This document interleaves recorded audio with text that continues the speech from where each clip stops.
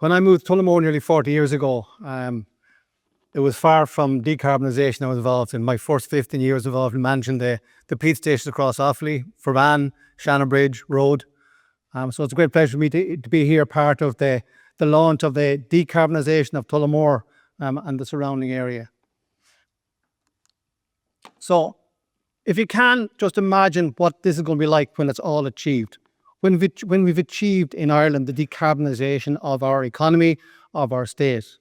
Jump forward to 2040, possibly beyond, and think, well, how is it going to be done? And that's what my job in ESB is involved in, looking to see what's it going to look like and what could we be doing now to get ready for that. And I'm going to talk you through some of that. Obviously, on the right-hand side, we'll have a huge amount of renewables, way more than we have today, way more than what we would need in any one day.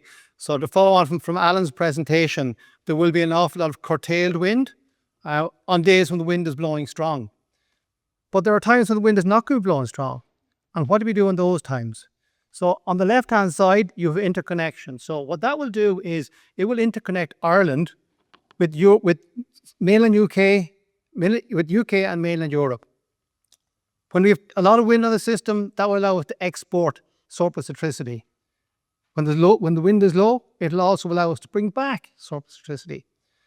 Now, the theory of that is good, but if you look at weather patterns, inevitably, if the wind is low around Ireland, the wind is also low on the western coast of UK. So what you're going to need at times the wind is low is the things along the bottom. If you go back to November gone by, there was 2 weeks in the middle of November where the wind was very, very low.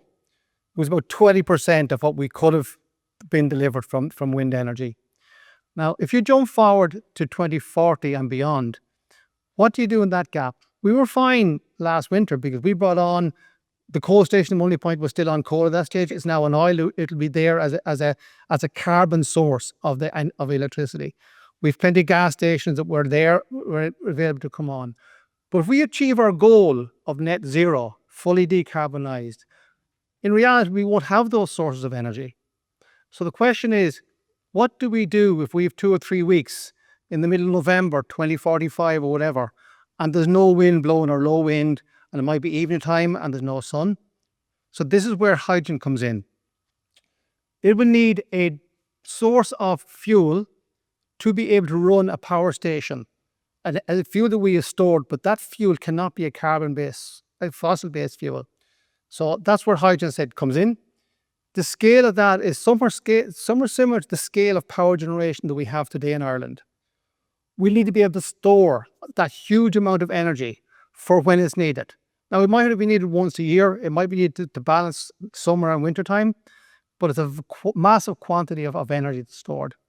50 years ago, ESB built Ireland's biggest battery, or biggest store of energy. It's called Thurles.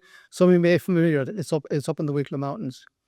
For that 2-week period last November, where the wind was low and we needed power, if we hadn't the gas-fired power stations and the coal-fired power stations, and we were relying on a battery or a battery-type situation, we would need 500 Thurles to keep us going over that 2-week period. So the scale of the challenge is enormous. Okay, so we need a huge amount of stored energy, and we need to be able to replenish that stored energy after we've used it to fill it back up again. In ESB, one of the main things we're looking at for that stored energy is hydrogen or hydrogen derivatives. I'll talk about hydrogen because it's one of the projects I'm involved in today. So what I'm going to cover next is what we're looking at long-term for that energy store. So we're looking at the Kinsale gas field. One of the fields out there, we're looking at developing that gas field. So the Kinsale gas field is a huge, vast, porous rock, about 1,000 meters below the seabed. It was full of gas, and we took all the gas out of it between 1970 and 2020. We're looking at using that reservoir essentially to store hydrogen again.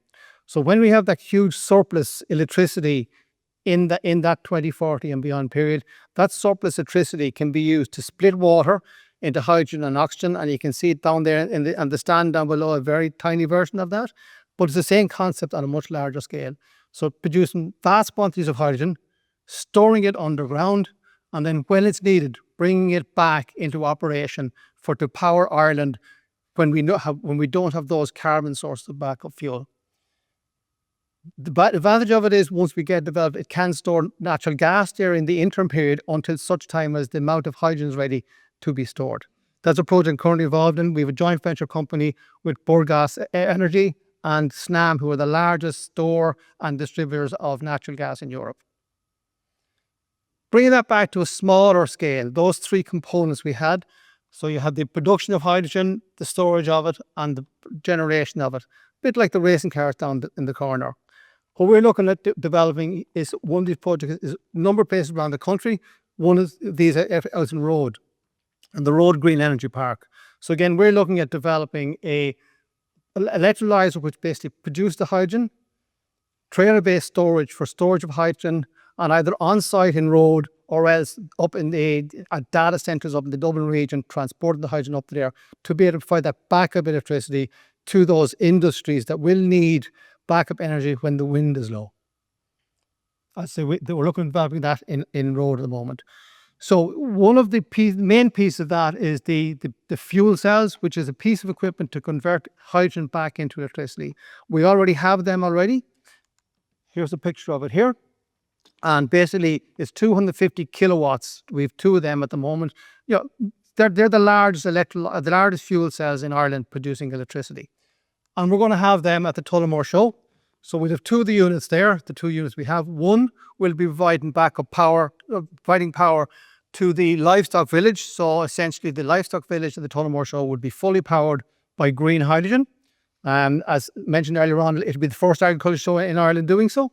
We'll also have the second one available for giving tours and talks about the actual technology that we have in ESB, and that we're looking and basically, I suppose, proving to people this is real. This concept of this green fuel of the future. It's not just a concept. We will actually have it and demonstrate it that is live and it's real. So everybody's welcome to come along on Sunday the 10th of August to the Tullamore show to see us then. Thank you.